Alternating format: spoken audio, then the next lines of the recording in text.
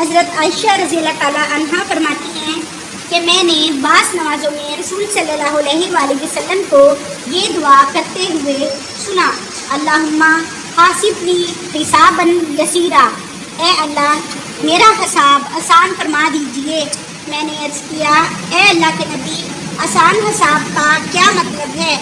آپ صلی اللہ علیہ وآلہ وسلم نے ارشاد فرمایا، بندے کے اعمال نامے پر نظر ڈالی جائے، پھر اس سے درگزر کر دیا جائے، کیونکہ اے عائشہ اس دن جس کے حساب میں پوچھ گچھ کی جائے گی وہ تو ہلاک ہو جائے گا۔ آپ بچوں کو بات سمجھ آئیے؟ جو بندہ اللہ تعالیٰ سے یہ دعا کرے، یا اللہ میرے آخرت کا حساب آسان فرمانا، اللہم حاسبنی حسابا یسیرا، اللہ میرے آخرت کے حساب میں آسانی فرمانا، تو اللہ تعالیٰ اس کے آخرت کے حساب میں آسانی فرما دیتے ہیں۔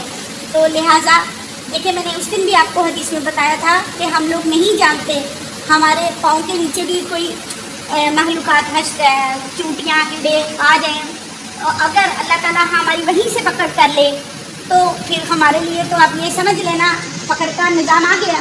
تو اس لیے جب بھی دعا کریں تو اللہ تعالیٰ سے یہی فرمائیں سارے کے سارے بچے، یا اللہ میرے دیکھے اندیکھے جو بھی گناہ ہیں وہ معاف فرما دے کہ میرے حساب کا معاملہ آسان رہے۔ سارے کے سارے بچے ہر نماز میں یہ دعا کیا کرے کہ یا اللہ میرے اوپر یہ جو سختی کا معاملہ ہے وہ آسان ترین رکھنا، صرف آپ پر نہیں، آپ کے والدین پر جو آپ کے آباء و اجداد وفات پا گئی ہیں ان کے لیے بھی یہ دعا کرنی ہے کہ اللہ تعالیٰ سب کے لیے شادیوں والا معاملہ فرمانا۔ جب بچے دعا کرتے ہیں، بچے فرشتے ہوتے ہیں، اللہ تعالیٰ بہت قریب ہو کے بچوں کی سنتے ہیں کیونکہ وہ معصوم ہوتے ہیں۔ تو کوشش کیا کرے سارے بچے اپنے سب عزیزوں کے لیے دعا کیا کریں، ٹھیک ہے؟ اور اساتذہ بھی روحانی والدین ہیں، تو آپ لوگوں کا فرض ہے کہ آپ لوگ ہمارے لیے بھی دعا کریں، ٹھیک ہے؟